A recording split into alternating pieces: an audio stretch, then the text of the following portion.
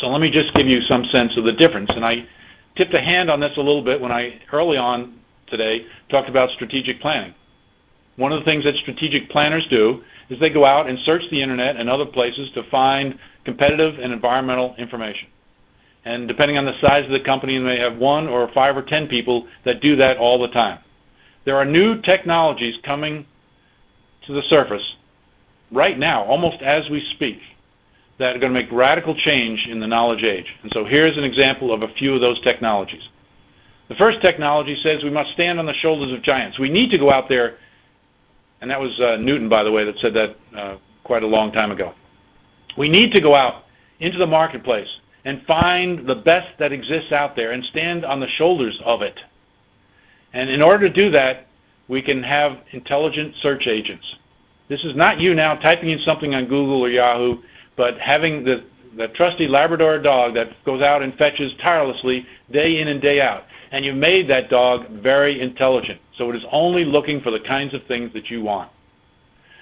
One of the ways you make that dog very intelligent is when it brings back the first couple of samples. Let's say it brings back 10 articles for you. You may not have the time to read those 10 articles. They might be 20 to 50 pages long. So you press a button, and it summarizes the article, that 50-page article, down to 250 or 500 words.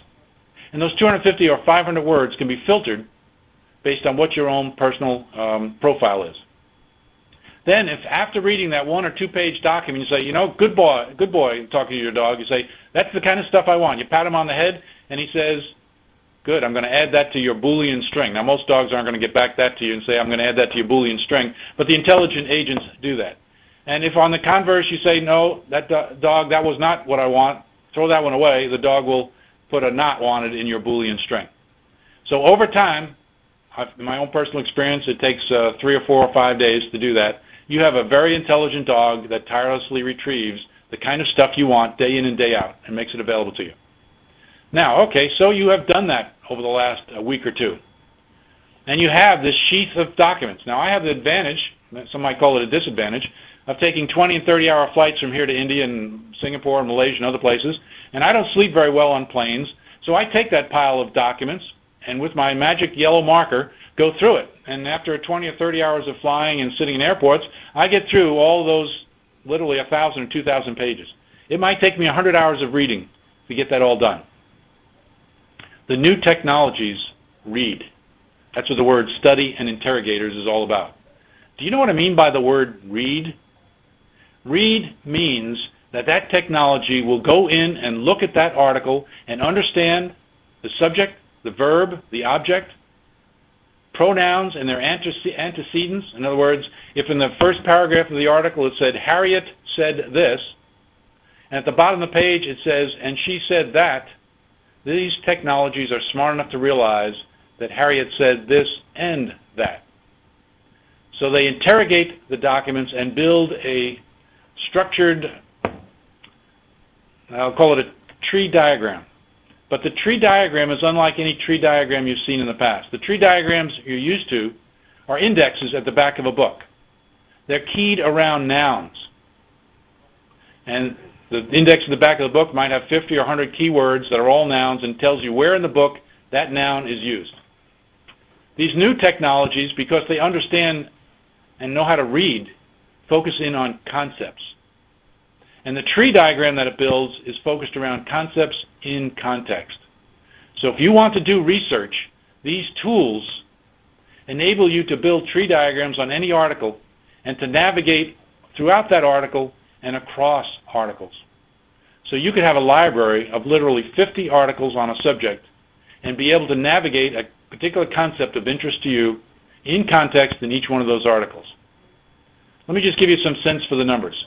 If I were to do this kind of research I just described to you, go out and spend time on Yahoo and Google, get in articles, screen them to have my selection I'm going to take with me on the plane, take my yellow highlighter and highlight all those articles while I'm on the plane, which means reading them, and then come back and then try to put them together into a course or a white paper or whatever it is that I'm creating. The total elapsed time is probably around 300 hours. Using these technologies, the elapsed time is around 56 hours. Now don't hold me to that because that's a very limited sample size, but it's certainly reduced to well less than 100 hours probably down around the neighborhood of 50 or 60 hours, and I'm getting a much better outcome.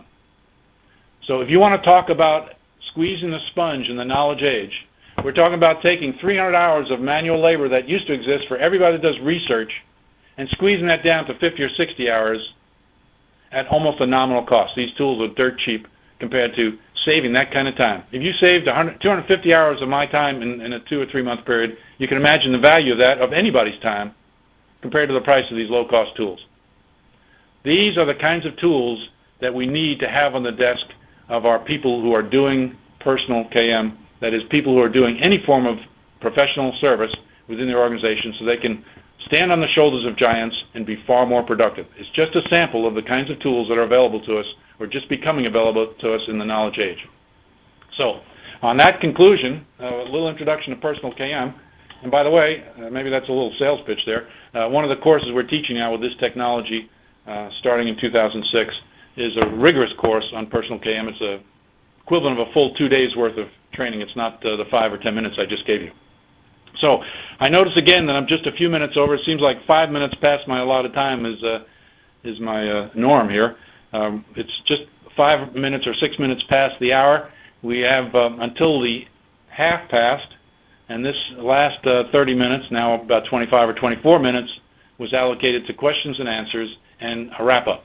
So that's the conclusion of my formal presentation. Now I'm open to questions and answers and whatever other form of wrap-up that you have in mind. Harriet, do you wanted to manage this, or do you want just to have people ask me questions and I'll see them light up on the screen and I can answer them? We'll take at least 10 minutes or so of questions and answers. Harriet, I don't know how long you have for the wrap-up session, but you give me some instruction on this, Harriet, please.